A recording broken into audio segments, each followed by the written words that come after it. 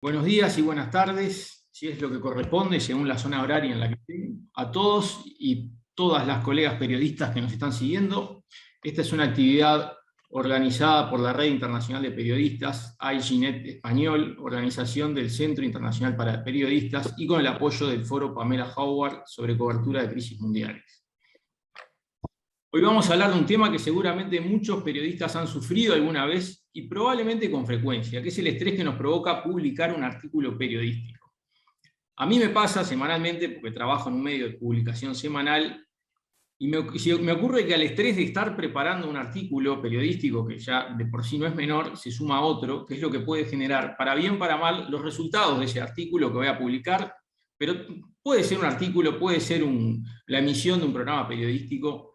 Eso genera resultados que a veces tienen consecuencias, que a veces son buenas y a veces son malas, pero que también generan un desgaste emocional. A mí me pasa, a veces ni me levanto de la cama y ya tengo llamadas por repercusiones, que a veces no son tan gratas como quisiera, y bueno, y tampoco es fácil manejar esta situación. Como se ve que no es algo, considero, y estoy bastante seguro que no es algo exclusivamente mío, vamos a hablar hoy de esto, y para eso tenemos un enriquecido panel con periodistas de diversas características. Desde España nos acompaña Mar Cabra, que es cofundadora del proyecto de periodismo y salud mental de Self Investigation. Es periodista con más de 15 años de experiencia y ganadora del premio Pulitzer, dirigiendo el equipo de tecnología y datos de investigación de los Panama Papers. Mar, ¿cómo estás? Hola, estoy muy bien, encantada de estar hablando con vosotros de este tema.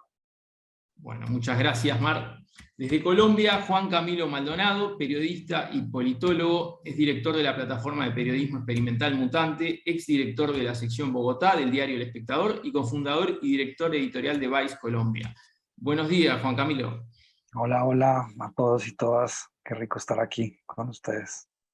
Muchas gracias, Juan Camilo. Y desde Chile, Paulette Desormeaux, periodista de investigación y docente, cofundadora de La Pública, editora de Me Investiga en Mega Noticias y vicepresidenta de América Transparente. Saludos, Paulette. Hola, hola, ¿cómo están? Muy feliz de conversar con ustedes. Bueno, vamos a empezar esta actividad con una pequeña dinámica. Les voy a preguntar a todos que cuenten un caso puntual donde hayan vivido ese intenso estrés post-publicación y que quieran compartir, y también que nos digan qué aprendieron en esa experiencia. Vamos a empezar con Paulette. ¡Qué estrés! Un caso puntual.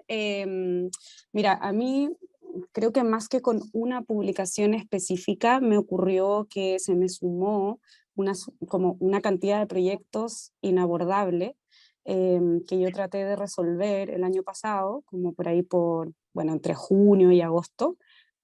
Tenía 7 proyectos paralelos. Tenía mis clases, estaba grabando un documental con gente de afuera del país, estaba haciendo investigaciones transnacionales, estaba haciendo una cantidad de cosas que yo no me di cuenta del estrés que me estaba generando. A medida que se iban publicando proyectos, o sea, nunca podía como descansar o soltar porque estaba claro la repercusión, que a veces era como tú decías, no sé, positiva o negativa. Cuando era negativa, me consumía mucho tiempo. Creo que mi principal problema era como la gestión del tiempo. Estaba muy cansada y tenía que, no sé, redactar respuestas, como de alguna manera defender el trabajo periodístico. Y cuando era algo muy positivo, también me consumía mucho tiempo, porque me llamaban para dar muchas entrevistas, que tenía que ir a la televisión, y como yo no había planificado para después de cada investigación un espacio en el cual pudiese hacerme cargo de las repercusiones de la publicación y también de mi cansancio del reporteo, finalmente se me generó como un nivel de hacer, donde me perdí completamente, como que no bajó la calidad periodística, pero bajó mi salud mental realmente. Y yo, lo más fuerte es que yo no me había dado cuenta. Y un día mi madre vive a 600 kilómetros de mi casa, y era agosto del año pasado, y viene a visitarme y me dice como, Paulette, como, ¿qué pasas? Estás súper irascible, como reaccionas mal, ¿no? No tienes paciencia, no duermes, Y de pronto me hace así y me dice, ¿qué te pasó? Y yo como, ah, sí, es que se me está cayendo el pelo, ¿no? Y tengo taquicardia. Y me empiezo a dar cuenta de que me estoy demorando 3 horas en quedarme dormida. Y que en el fondo yo sentía como, bueno, ya está, ya va a pasar, es un momento, ¿no? Es un momento. Y después me di cuenta, no es un momento, se está transformando en un estilo de vida. El no ser capaz de decir que no, el que todo me interese, como que me está impidiendo ser una persona plena, ¿no? Y es muy duro eso, porque tendemos, siento yo, los periodistas y las periodistas a definirnos por lo que hacemos, y hay una distinción entre lo que hacemos y lo que somos realmente. Y muchas veces apoyamos, esto fue lo que aprendí de esta experiencia, apoyamos como toda nuestra identidad en una especie de bastón único, donde cuando dejamos de hacer lo que hacemos, no sabemos bien quién somos. Nos genera como un poco una crisis de identidad. Entonces finalmente estamos como siempre en esta vorágine, al menos en el tipo de periodismo que hago yo, donde además nos parece tan importante todo lo que hacemos y que vamos a hacer una gran contribución, entonces es casi como, es algo que tiene que ver con la moral, con la identidad, el poder como seguir y seguir y seguir. Y a mí me pasó en agosto del año pasado que realmente, o sea, tuve un burnout muy fuerte, donde me vi obligada a parar, me daba mucha vergüenza parar, les cuento con toda honestidad, me daba mucha vergüenza hablar del tema, me daba mucha vergüenza decirle a mis jefes que no era capaz de seguir, de cumplir con mis obligaciones en ese momento en particular. Y finalmente me di cuenta de que no podía cuidarme ya, de que me había consumido por completo. Entonces lo que hice fue aprender a que necesitaba ayuda y entré a un centro, de hecho, donde hay personas como en rehabilitación de todo, o sea, de ideación suicida, de drogas, de alcoholismo, de distintas cosas, y también gente que está como con el cerebro reventado por el estilo de vida que llevamos, por la exigencia, etc. Y estuve 10 días ahí con una rutina súper sana y desconocida para mí, con horarios, con deporte, con arte, sin pantallas, sin teléfono, sin nada. Obviamente esos 10 días no es que me hayan sanado, pero me permitieron descansar, como me di cuenta que yo ya no podía descansar. Me permitieron descansar para poder tomar mejores decisiones en cómo abordar estratégicamente esa vorágine laboral. Qué vergüenza contarles, pero bueno, quizás les sirve. No, la verdad fue muy rico el testimonio y bueno, es un demostrativo también de las cosas que podemos llegar a tocar si no nos cuidamos y también de cómo salir un poco de esas situaciones. Bueno, sigamos con Juan Camilo. Bueno, no, gracias Paulette por abrir este espacio con ese nivel de vulnerabilidad y honestidad y generosidad. Y no, pues muchas cosas como que empiezan a resonar conmigo de lo que comparte Paulette. Mm, que en cierta medida siento que este ejercicio también de buscar un espacio de rehabilitación, o sea, en el fondo uno se pregunta qué tanto necesitamos rehabilitarnos del periodismo y del amor al periodismo y como de además, y de este delirio de grandeza, además, del que también señalabas. Creo que nunca había caído en cuenta del delirio de grandeza. No me había hecho tampoco la pregunta de cuál era la relación entre el delirio de grandeza y el malestar emocional por el que atravesamos cuando hacemos periodismo. Pero tiene mucho sentido porque, como dicen, del tamaño del pedestal depende el dolor a la caída. Y creo que uno de los problemas con el delirio de grandeza con el que siempre estamos operando los periodistas tiene que ver con que cuando caemos o cuando le tenemos miedo a caer, eh, pues el malestar es considerable. Eh, Gracias por este arranque. Yo quería contar una anécdota muy vieja. Yo llevaba 3 meses en el diario El Espectador como practicante de la sección de cultura. Era un entusiasta, joven periodista que no me había graduado todavía y quería devorarme el mundo y hacer grandes crónicas y contar las historias que representaran elementos esenciales de nuestra cultura y nuestras paradojas y etcétera. Y, y pues también un amante pues de las buenas historias, y escuché por ahí que en la Sierra Nevada de Santa Marta, que es una sierra hermosa que queda en la costa caribe colombiana, siempre controlada por muchos actores armados y colonizada también por el narcotráfico, muy abandonada como buena parte del país, había un anciano, un viejo campesino, que había aprovechado que era una zona muy turística y al mismo tiempo pues no vigilada por el Estado, sino al contrario por actores paraestatales, y había decidido crear un espacio para enseñarle a los turistas a hacer pasta de base de cocaína. Y pues mi antenita de detección de buenas historias, sobre todo recién arrancando, dijo: qué nota, esto es una gran historia. Entonces pues, el periódico, que además en ese momento tenía una alianza con un canal de televisión que se llama el Caracol Televisión, decidieron pues que sí, que era perfecto, que me enviaban, pero además era muy peligroso porque era una zona controlada por grupos paramilitares, no era fácil. Entonces le sugirieron que nos fuéramos el camarógrafo del noticiero y yo, de, de incógnito, haciéndonos pasar por turistas. Digamos que en ese momento, pues sobre todo como por pues este entusiasmo de arrancar y tal, como que yo no problematicé mucho ese tema de lo ético ahí en esa acción encubierta. El hecho es que subo al sitio y conocemos a este señor, y en efecto es un señor, pues un señor, un campesino que en su momento había sido desplazado de varios conflictos y de varias guerras, y, y pues un señor que no, pues poco tenía en realidad.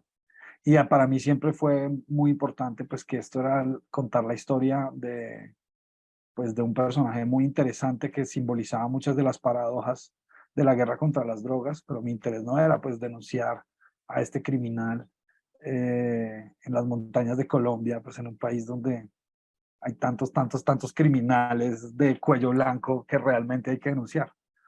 Volví, escribí la historia, defendí hasta el último momento que el señor apareciera anónimo, incluso en contra del director del canal de televisión, que en ese momento opinó lo contrario.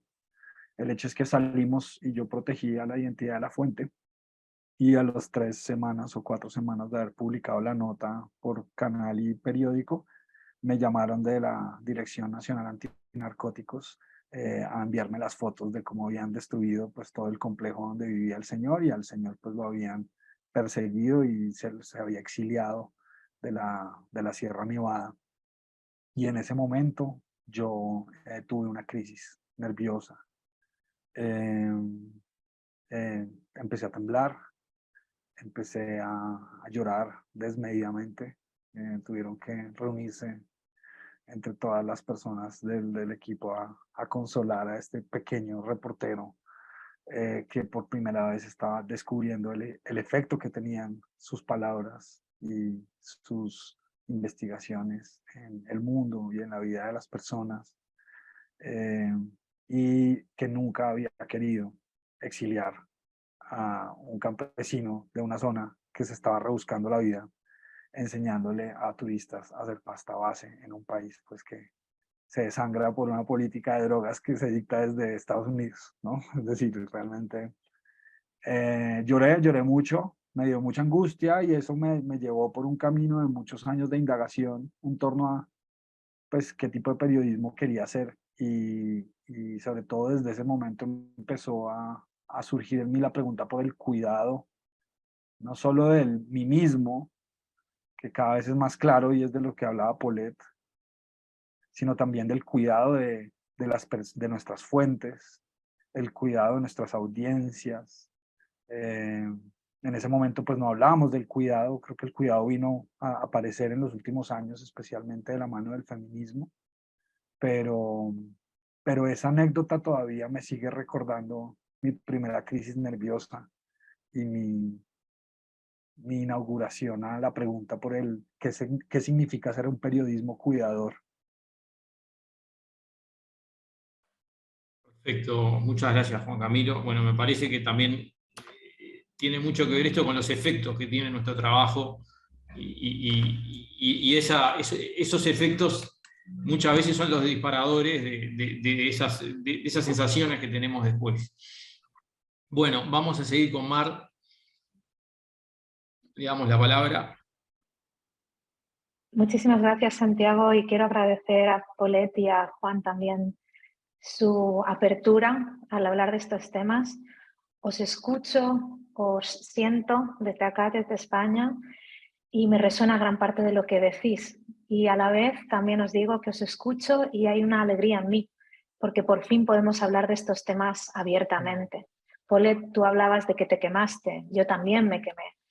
Y también he sufrido por los efectos que han tenido algunas de mis investigaciones, no tanto sobre las fuentes, pero sí sobre personas cercanas a la investigación. Yo hice periodismo de investigación durante mucho tiempo, antes trabajé en televisión, soy millennial y siempre me he considerado una persona que puede con todo, que puede estar conectada todo el tiempo y que buena soy haciendo multitarea. Además, siempre me vanagloriaba de decir, soy la persona a la que llamar en estas situaciones de las películas en las que hay una bomba y hay como 3 segundos para que explote la bomba y te dicen cable rojo, cable azul. Y hay gente que se pone muy nerviosa en esas situaciones de último minuto y yo soy la persona a la que tenéis que llamar porque con toda la tranquilidad del mundo, quedan 3 segundos, no pasa nada, analizo la situación, corto el cable correcto y la bomba no explota. Con lo cual, siempre he sido muy confiada en mis capacidades y me he creído que podía con todo y que nada de lo que pasaba iba a tener efecto en mí. Lo que pasa que me equivoqué, tuve ahí un error de cálculo porque yo confundía estar estresada con acumular estrés. Hay gente que cuando en estas situaciones de, entre comillas, cortar los cables de la bomba, ¿no? Estas situaciones en las que nos pone el periodismo de que en 3 minutos tienes que hacer algo, se pone muy nerviosa y entonces es una persona con la que es muy difícil trabajar porque es que se pone muy nerviosa y creemos que eso es estar estresado y que eso es tener estrés, pero el estrés no siempre se manifiesta así, de esa manera tan evidente.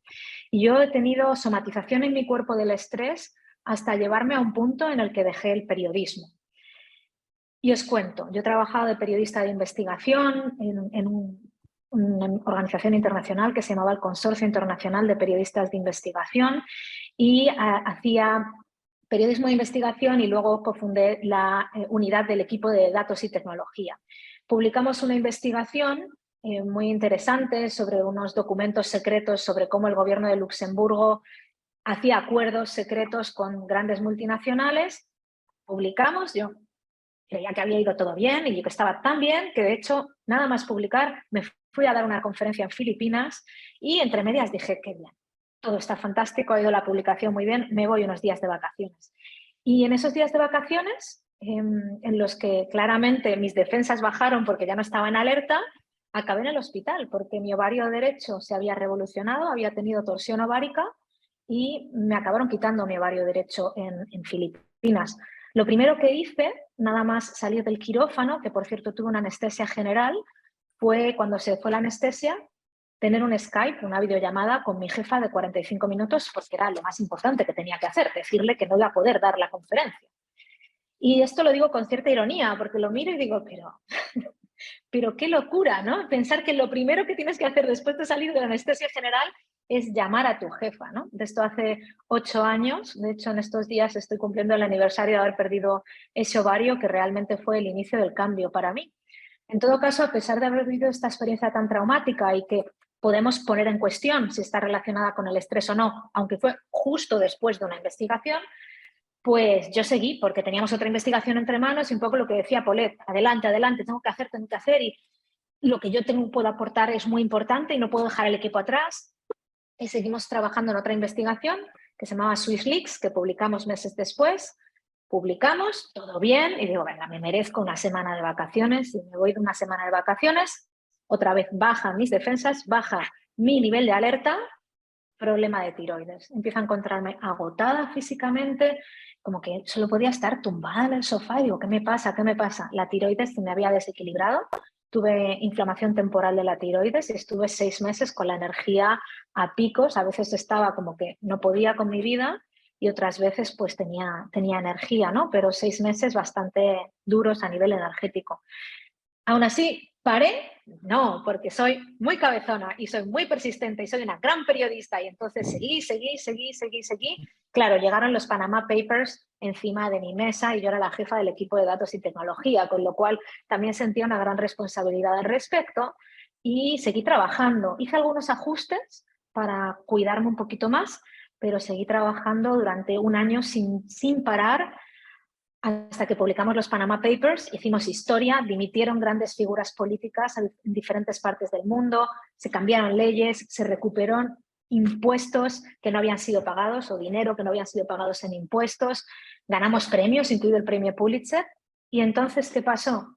Pues que mi cuerpo dijo, he intentado pararte a nivel físico, no te has parado, te voy a quitar lo que es importante para ti, que es tu pasión. Y en ese momento empecé a tener algunos de los síntomas muy parecidos a los que hablaba Paulette. Empecé a encontrarme agotada físicamente, me costaba concentrarme, empezaba a ser una persona muy negativa, muy irascible, me daba todo igual, teníamos otra gran investigación entre manos. En fin, que ella ya ha descrito muy bien los síntomas de lo que le pasaba a ella y que me pasaba a mí, que fue el síndrome del trabajador quemado, o síndrome del desgaste profesional, reconocido por la Organización Mundial de la Salud, y que hizo que yo a 30 y pocos años, supuestamente en lo más alto de mi carrera, dijera, esto no merece la pena, el éxito no es esto. Y por suerte pude poner una pausa a mi carrera para poder recuperarme. Me llevó un año poder recuperarme, 6 meses en recuperar mi energía y otros 6 meses empezar a recuperar mi pasión. Ahora os tengo que decir que no quiero volver al periodismo, le he cogido como manía. No puedo estar tanto tiempo delante de la computadora haciendo este tipo de cuestiones que antes hacía, pero como no quiero que le pase esto a más periodistas, pues he reconvertido mi pasión para ayudar a otros compañeros y otras compañeras para que no lleguéis a ese punto y podáis seguir haciendo durante el mayor tiempo posible vuestro trabajo, y por eso he cofundado una fundación que se llama The Self-Investigation, la investigación de uno mismo, y enseñamos técnicas para gestionar el estrés y para no llegar al burnout. Y luego os hablaré más de eso, pero hasta aquí mi historia. ¿Qué he aprendido? Que el cuerpo es sabio y que hay que hacer caso al cuerpo. Perfecto, Mar. Muchísimas gracias. Y bueno, vamos a pasar un poco ahora sí, ya nos vamos a meter en el terreno de qué podemos compartir de esto para aconsejar, digo, en estas situaciones. A ver, cuando uno hace una publicación, como por ahí contaba Juan Camilo, va a tener un efecto. Y hay cosas que son inevitables. Si uno se mete con una gran empresa, es probable que lo vayan a demandar, pero bueno, hay cosas que podemos prever también y hay cosas que podemos controlar y otras cosas que no. Ahora, teniendo este terreno, esto claro, ¿qué consejos y qué prácticas creen que les da resultado para controlar este estrés? Vamos a empezar por Mar, que ya la tenemos acá.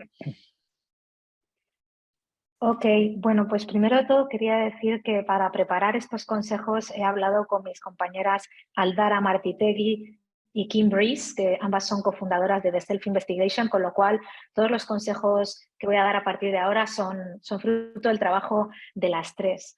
Creo que es muy importante lo que decía Paulette, que no nos olvidemos de cuidarnos, y más en esos momentos de post-publicación. Creo que muchas veces los periodistas creemos que el trabajo ha acabado cuando publicamos una nota, y realmente puede que el trabajo empiece entonces, porque si todo va bien puedes acabar yendo a canales de televisión, compartiendo tu historia, porque puede haber una revolución positiva o negativa en redes sociales. Y tanto si sufres algún tipo de acoso en línea, fruto del trabajo que publicas, como si realmente te están pidiendo tu energía a nivel positivo, creo que es importante que hay que tener en cuenta las bases del autocuidado, que son muy fáciles. 3, hay que comer idealmente no delante de la computadora, hay que dormir, y para dormir bien no podemos estar conectados al internet y a nuestro celular hasta el minuto antes de cerrar los ojos, y también es clave hacer ejercicio. Yo creo que en esos momentos post publicación tenemos que ser como muy radicales con esas rutinas. También creo que es importante hacer un uso, entre comillas, selectivo del celular. ¿A qué me refiero con esto? Que muchas veces en esos momentos post-publicación estamos todo el día conectados al celular, vamos al baño y estamos conectados al celular a ver qué pasa. Tenemos que cuidar de esos momentos de descanso que tienen que ser sin estímulos a ser posible, ¿no? Y vuelvo a insistir en la importancia de esos momentos hora y media antes de dormir, de no estar bombardeando con estímulos. Y para eso también es importante, si se puede, trabajar en equipo para que alguien se quede pendiente de la urgencia, pero no estemos todos pendientes de si algo ocurre de manera urgente. Creo que también es importante entender que hay historias que pueden hacernos responder o reaccionar de una manera más fuerte que otras.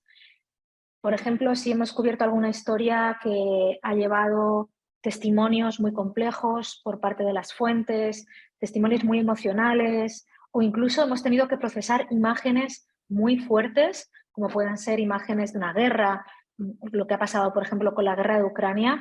Creo que es importante entender que ahí también tenemos que tener muchísimo más cuidado y que potencialmente podemos tener trauma o trauma secundario, trauma vicario en relación con esa publicación, y que eso requiere un cuidado excesivo.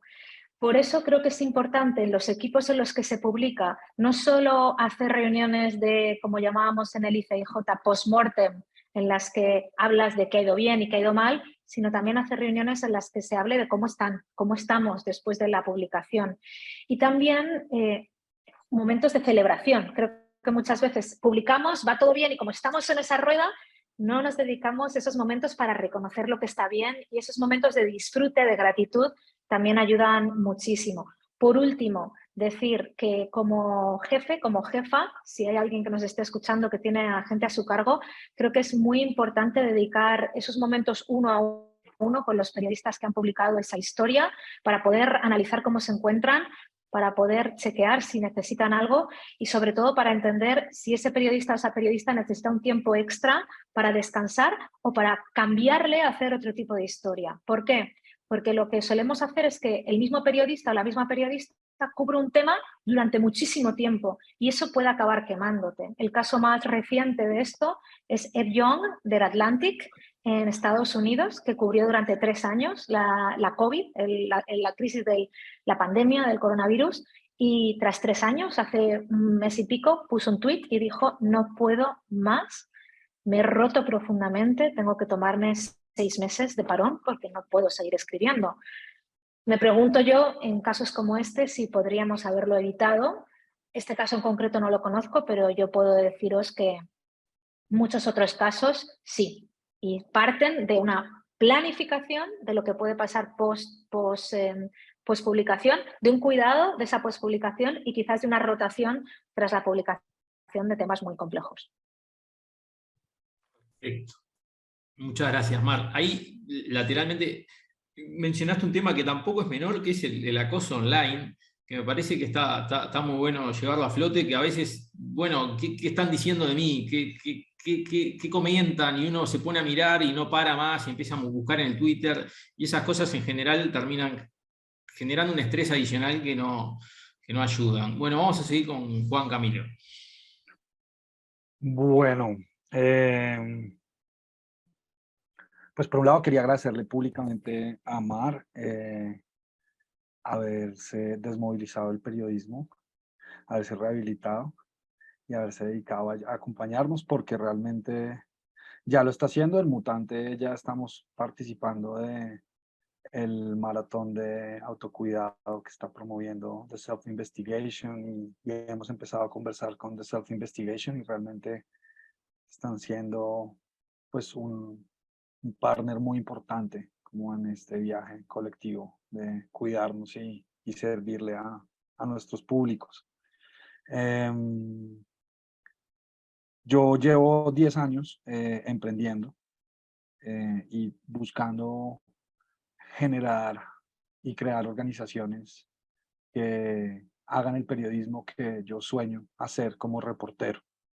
Y en ese viaje, que ha sido no del todo exento de dolor y, y frustración y bueno, bastantes emociones negativas, pues he tenido que enfrentarme con una realidad, y es que como decía Pauleta al comienzo, y creo que tenemos que resaltarlo muchísimo. Somos parte de un gremio que romantiza la explotación laboral, eh, que la disfraza de causa pública, que además la barniza con delirio de grandeza y narcisismo elevado, y que ha sido como consistentemente inconsciente de los efectos de todo ese sistema en la salud y el bienestar de las personas, como estamos hoy revelando.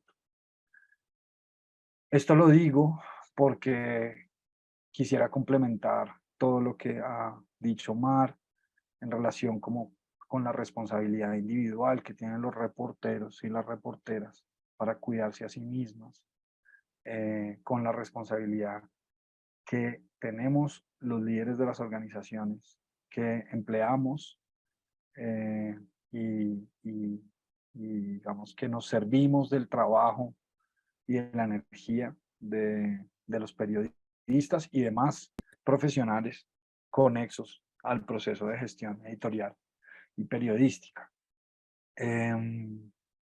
Me parece importante porque digamos que eso se conecta con una discusión que hemos tenido al interior del equipo de Mutante, con la cual pues el tema de salud mental en términos periodísticos ha ocupado un importante lugar en nuestra agenda periodística,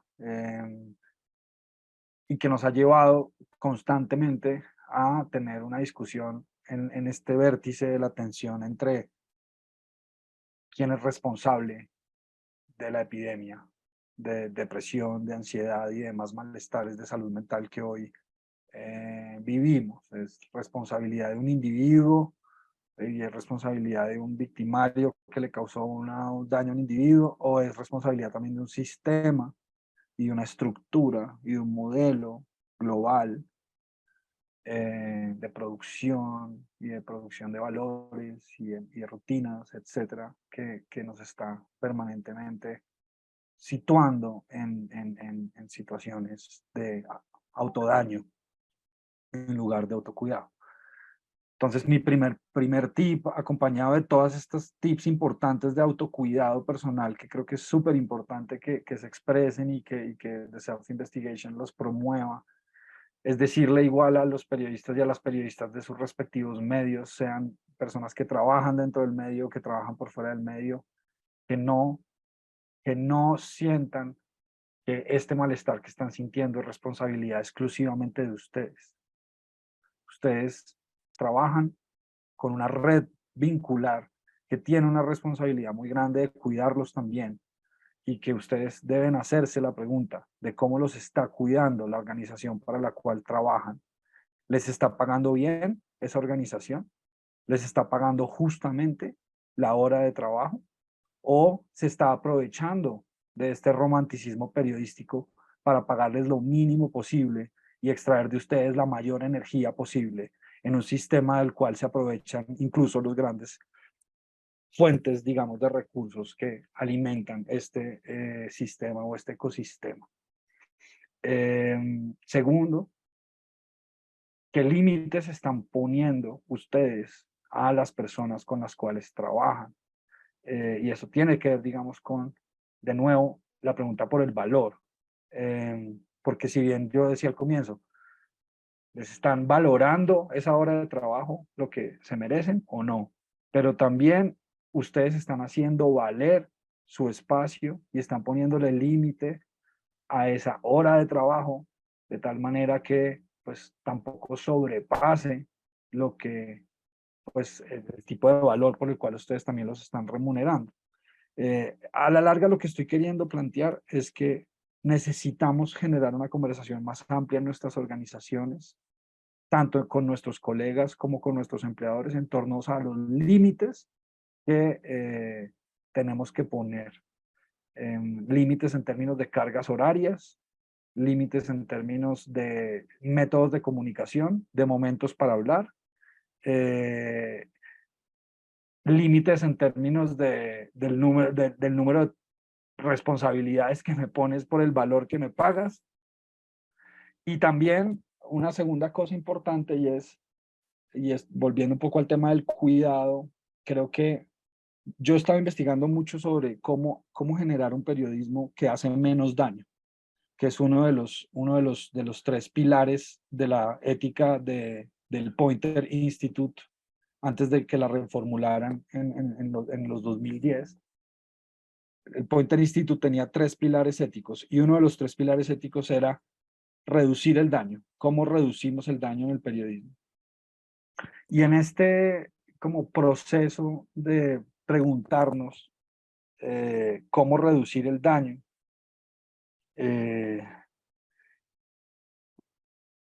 me he encontrado con literatura sobre comunicación sin daño, en la que es muy importante, por ejemplo, reunirse con la fuente y decirle a la fuente: oiga, usted me va a dar esta información va a salir en determinado contexto. Imaginemos qué va a pasar cuando esto pase.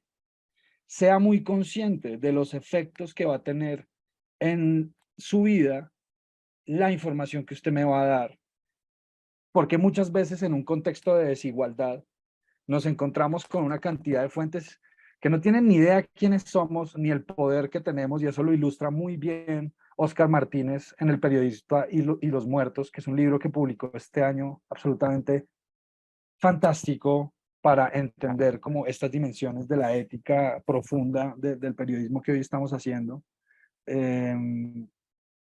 Esa misma proyección que deberíamos hacer con nuestras fuentes en relación con los impactos que va a tener nuestro actuar periodístico, deberíamos también tenerlo con nuestros empleadores y con nuestro equipo en torno a qué va a pasar cuando yo publique lo que voy a publicar. ¿Qué va a pasar cuando yo viaje a esa zona peligrosa a la que usted me va a enviar? ¿Está usted preparado para acompañarme y para cuidarme de los impactos que va a tener el que yo publique esto, el que yo viaje sobre esta zona? ¿No? Porque lo que yo siento de nuevo es que en este contexto estamos trabajando con una cantidad de organizaciones que están muy cómodas no haciéndose la pregunta por el cuidado de su gente. Y el resultado es tener una cantidad de personas profundamente lastimadas y sintiéndose culpables, que es lo peor de todo, porque, porque no están siendo lo suficientemente fuertes y sintiéndose incapaces de, como de ser suficientemente resilientes. Y yo ahí, Santiago, si no te importa, solo quería decir que efectivamente hay una epidemia en cuestiones de salud mental, como mencionaba Juan Camilo, y quiero dejaros en el chat un video que hemos hecho en The Self Investigation, entrevistando a personas de Fundamedios y una universidad también ecuatoriana que ha hecho un informe apoyado por la UNESCO sobre la salud mental en Venezuela, Ecuador y también Perú, que habla de los grandes impactos que está teniendo la pandemia en nuestra salud mental y la importancia de cuidarnos, con lo cual no estás solo, no estás sola si te sientes mal, y efectivamente es algo sistémico que hay que abordar, pues como decía Juan Camilo, a nivel sistémico global. Muchas gracias, Mar, y bueno, Juan Camilo también, por el aporte de otra perspectiva también, y es muy importante el rol que tienen las organizaciones de medios en esto y la responsabilidad también. Bueno, vamos a seguir con Paulette.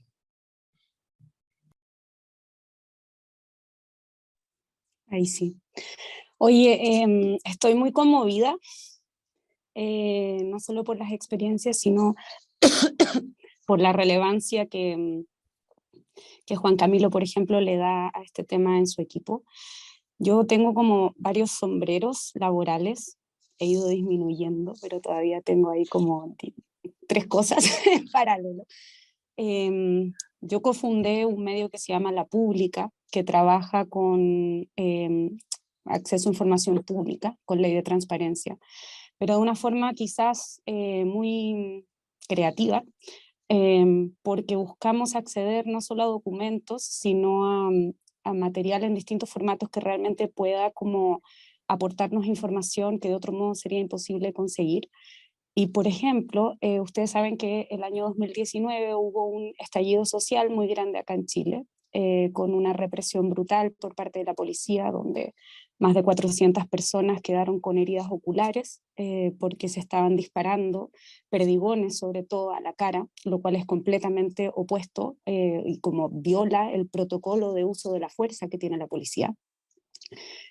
que ellos mismos hicieron, o sea, ni siquiera es algo que les hayan impuesto. Y nosotros en la pública, pensando siempre en términos de ley de transparencia, decidimos pedir las imágenes de las cámaras corporales que llevaba Carabineros en esas labores de control de orden público durante el estallido.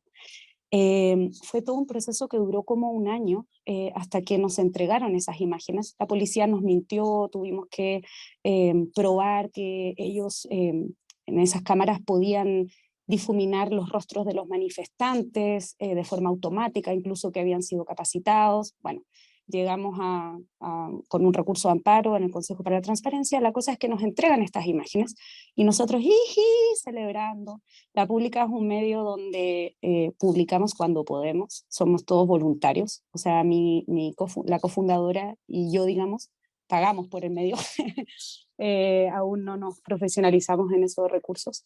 Entonces éramos un grupo de personas mirando estas imágenes y se generó un efecto como de un agotamiento horroroso, como de ver a la policía dispararle a personas como que realmente estaban simplemente protestando en la calle, ni siquiera tirando piedras ni nada, de dispararle a familias donde habían niños, y de esa violencia. Y además, como eran las cámaras que llevaba la policía, era desde su perspectiva y escuchábamos sus conversaciones. Y era como se cayó uno al río, bien, uno menos, no sé qué, ¿no? Tengo ganas de apalear a uno, cosas así, ¿no? Y para mí al menos, que yo tengo un exceso de empatía, me afectaba muchísimo. Y a mis periodistas también, que son además muy jóvenes, y es su primera experiencia exponiéndose a esto, ¿no? Pero creo que lo más fuerte vino después, incluso, que una vez que publicamos esto, nos llegó, o sea, muchísima gente pidiéndonos ayuda para acceder a las cámaras a través de la ley de transparencia, para que ellos pudiesen probar que habían sido torturados, que querían en el fondo poder acceder a la imagen del policía que les dejó 12 perdigones incrustados en la espalda, del tipo que le había fracturado las piernas en la calle, y poder sostener como todas esas historias y trabajar duramente para que el acceso a la información les permitiera acceder a la justicia, tuvo un costo grande, ¿no? Y ese costo emocional, que yo no preví que iba a tener ese efecto tan fuerte, y que sin mi amiga y cofundadora Catalina Gaete habría sido imposible de abordar. Nos como afectó un montón, porque también como que nos sumó convicción a la relevancia de hacer esto, cuando era como una investigación que también, que ganó premios, que no sé qué, pero que hacíamos adicionalmente a nuestros trabajos, ¿no? Y quería contarles muy brevemente que durante la pandemia yo hice un reportaje para Salud con Lupa que no sé, fue como creo que uno de los mayores desafíos que he tenido, porque no era de periodismo de investigación, sino que era una crónica, que de hecho me hizo cuestionar mucho el tipo de periodismo que estoy haciendo, que era sobre hombres mayores de 70 años que durante la pandemia tuvieron crisis de identidad y estaban pensando en quitarse la vida. Hablé con 10 o 12 hombres que tenían esto que les comentaba al comienzo, un poco del síndrome del bastón único. Por ejemplo, un conductor de camiones de largas distancias que iba desde como Punta Arenas, como al sur del continente en Chile, hasta, no sé, Montevideo, Brasil, manejando, y él se sentía libre y se sentía feliz, y fue camionero desde los 17 años, que acompañaba a un camionero, y de pronto con la pandemia tuvo que dejar de trabajar, y él me contaba como todo lo que le ocurría, lloraba conmigo al teléfono, me contaba que había puesto una soga, y yo como sin muchas herramientas tampoco para contenerlo.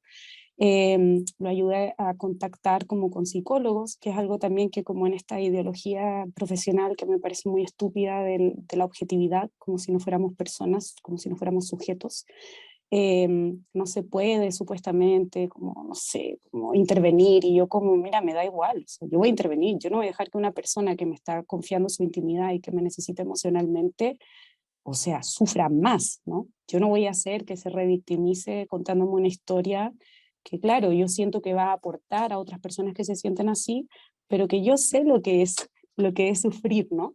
Yo sé el impacto que tiene el dolor y contar las historias, y no voy a dejar a esta persona sola. El problema es que esas historias se empezaron a multiplicar y terminé de hecho con un señor, don Elizardo, que era costurero y que tenía una depresión muy fuerte, también gatillada por la escasez económica en la que se enfrentó la pandemia. Y él me empezó a llamar todos los días. Me mandaba mensajes de 20 minutos, me contaba de su hijo, no tenían que comer.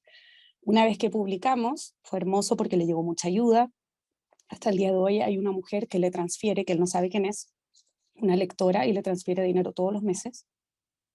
Y él me sigue llamando. Y esta historia se publicó el año 2020.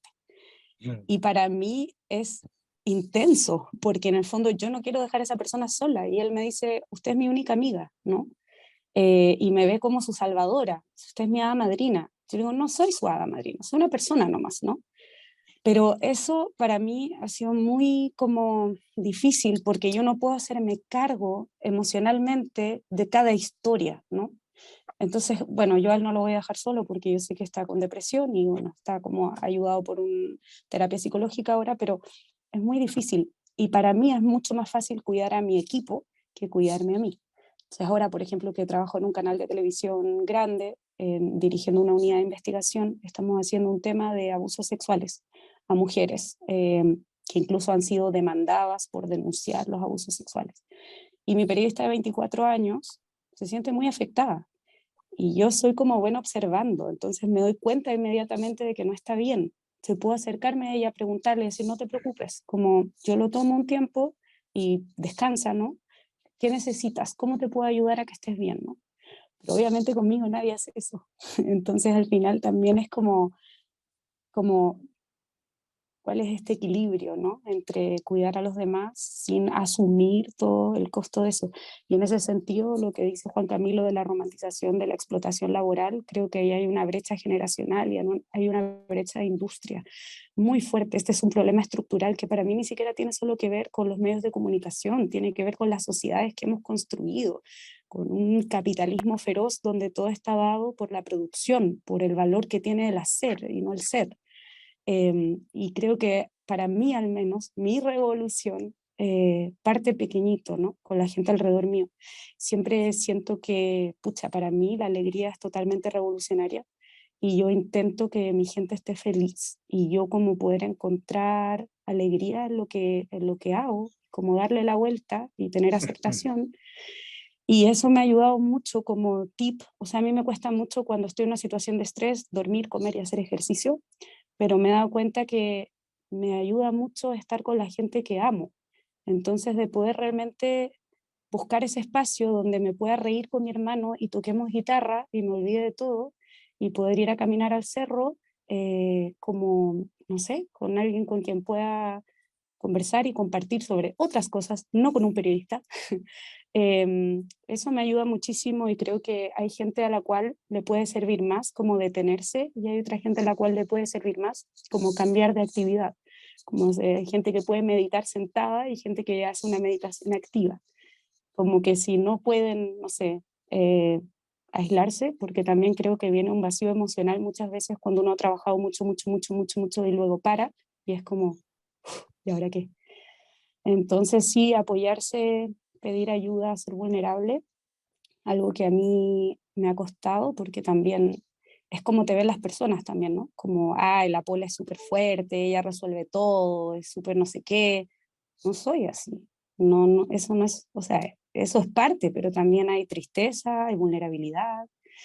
Y estoy un poco preocupada, y me encantaría hablar después contigo, Juan Camilo, sobre el periodismo que hace menos daño, porque yo estoy en un programa ahora, les cuento, para editoras latinoamericanas, mujeres, que lleva One Ifra, o sea, WIN y Google News Initiative. Somos como 20 mujeres y el 90% está con problemas de salud mental, o sea, como con un estrés severo, con una crisis severa, con tristeza. Y no tiene que ver como con una cosa de género, así como de que es difícil, no sé, tener posiciones de poder, tiene que ver con cómo somos personas en una máquina que nos pide, como, o en una industria que nos exige un poco ser máquinas. Entonces, sí, solo mi tip, o sea, para mí es como desestigmatizar el goce.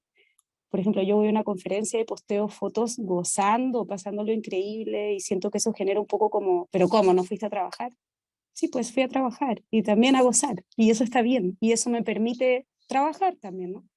Entonces, darnos los espacios como de placer, de alegría, de conexión, aunque sea dentro de una vorágine de producción.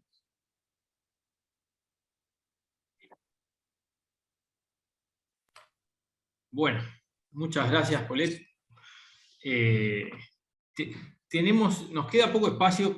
De todas maneras, teníamos un cronograma fijado que no creo que vayamos a llegar, pero ha sido tan rico esto y tan humano sobre todo, que la verdad que a mí, no, lejos de preocuparme, me deja mucho más contento. Lo que quisiera terminar también, de alguna manera, pidiendo que comenten qué es lo que no hay que hacer, ¿no? Porque también uno dice, bueno, estas cosas yo recomiendo que de alguna manera tener cierta organización con esta publicación, pero bueno, ¿qué cosas a toda costa evitarían cuando uno publica y no quiere ponerse una mochila más grande de la que ya tiene? Vamos a empezar de nuevo con Paulette, que ya la tenemos acá. O sea, lo primero que yo diría es como alejarse un poco de las redes sociales, porque es muy duro. O sea, para mí al menos es como, hay una tentación de quiero ver qué es lo que dice la gente y de no sé qué, pero cuando estás como en el hashtag de lo que publicaste diciendo, esta periodista es estúpida, o como, no sé, como cosas así, finalmente solo agrega más estrés, y en realidad, como, no sé, Twitter es como, es Twitter, o sea, no...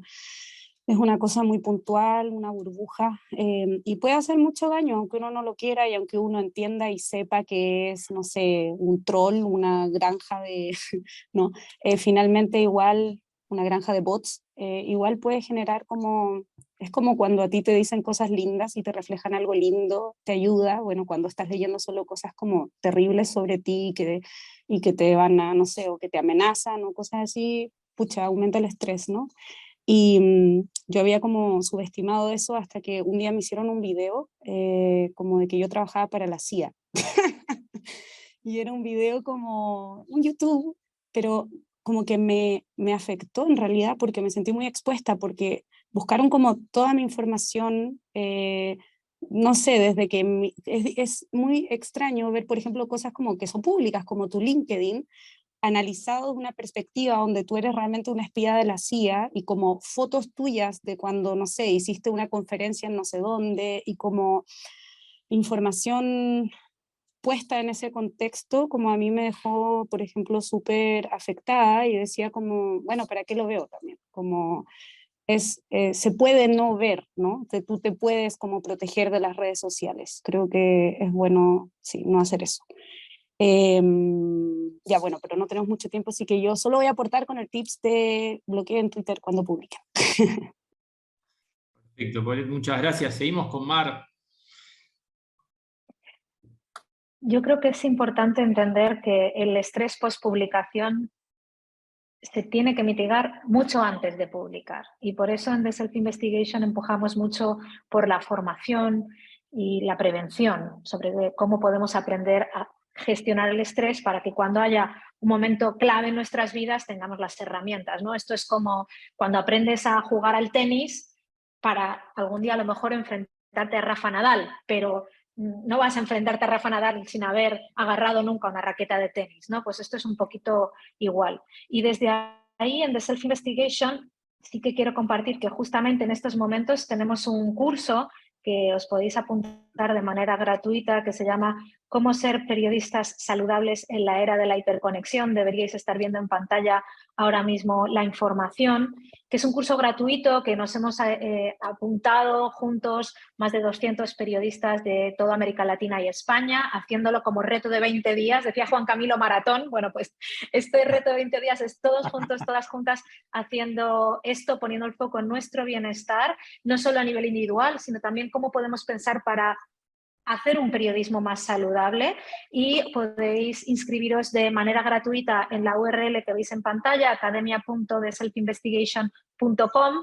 Esto empezó ayer lunes, pero no pasa nada, estás aún a tiempo de sumarte y si quieres saber pues las temáticas de las que vamos a hablar, las tienes ahí en pantalla. Tienen que ver con cómo podemos mantener la batería cargada bajo presión, relacionarnos con el entorno digital de manera más sana, establecer límites, que hablaba Juan Camilo, gestionar esos pensamientos antes de publicación y post publicación, las emociones y poner la energía en lo que verdaderamente es importante para que nuestra mente no se lleve la atención a otro lado.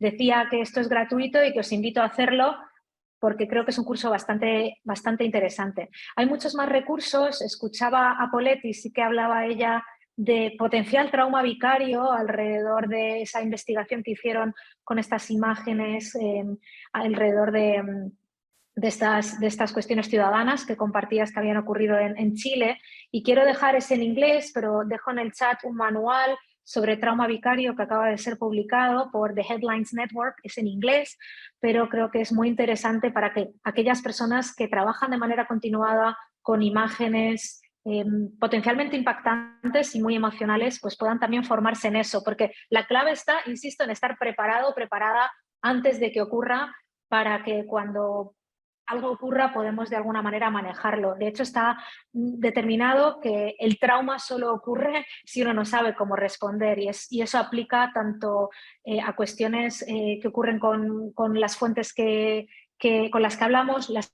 investigaciones que hacemos o incluso también el acoso en línea, ¿no? También tenemos que aprender cómo podemos reaccionar ante estas situaciones para poder prevenir. Por último, decir que en The Self-Investigation en 2023 nos vamos a centrar muchísimo en cómo apoyarnos los unos en los otros, las unas en las otras y sobre todo apoyar a los editores, a las editoras, los jefes, las jefas, porque Paulette apuntaba a algo que venimos viendo en los últimos 2 años y medio y es que los primeros en quemarse son los jefes y las jefas, porque creemos que puedo cuidar a los demás y si no ya me lo cargo yo a mis espaldas y creo que tenemos que empezar a prevenir eso y todo empieza por empezar a crear espacios de conversación en donde podamos ir aprendiendo, pero también simplemente compartiendo y escuchándonos. Perfecto, muchas gracias Mar. Y bueno, vamos a terminar la última intervención de Juan Camilo. No, en un minutico decir que evitar seguir trabajando como lobos solitarios y seguir trabajando sin tener una estrategia de cuidado que implique conversar con esa red que me debe cuidar, tanto laboralmente o empezando por lo laboral, empezando por el editor, que es un agente cuidador y también es un agente torturador. Entonces, empezando a tener esa conversación con el editor de qué tipo de editor quiere ser y los demás colegas y quienes me rodean, porque son un primer anillo de cuidado fundamental. Y luego también acompañarse de herramientas terapéuticas. Creo que si bien no todos necesitamos terapia, sí necesitamos algún tipo de ayuda profesional externa que nos acompañe en un viaje de self-investigation, de conocimiento interior, y que esté permanentemente. Entonces, bien puede ser un psicólogo, pero también puede ser muchas otras rutas, pero sí necesitamos apoyo. Entonces, pedir ayuda, estrategia de autocuidado colectivo y yo creo que un mensaje que queda muy claro después de esta hora es el periodismo en sí mismo no es la vida. La vida es la vida y tenemos que como conectarnos es con ella y con sus pulsiones más amplias. Juan Camilo, qué bueno, en The Self-Investigation decimos tú eres tan importante como tu trabajo, así que lo añado, pero me gusta mucho lo de la vida, así que te lo voy a agarrar y a robar. El otro día a mí me dijeron, your job will not love you back. Y yo, oh. La vida es la vida y conectar con sus pulsiones. Gran cierre. Perfecto. Bueno, les agradezco mucho especialmente a los panelistas, a Desiree Esquivel, que estuvo en la producción de este seminario web. Y bueno, vamos a poder encontrar un resumen de esta actividad en los próximos días en el sitio IGNet, que les invito a revisar también para ver otras oportunidades, otros recursos para periodistas y también consejos sobre salud mental, ¿por qué no? Bueno, les agradezco mucho y será hasta la próxima. Chao. Muchas gracias. Muchas gracias por el espacio. Abrazos. Adiós. Chao, chao. Chao.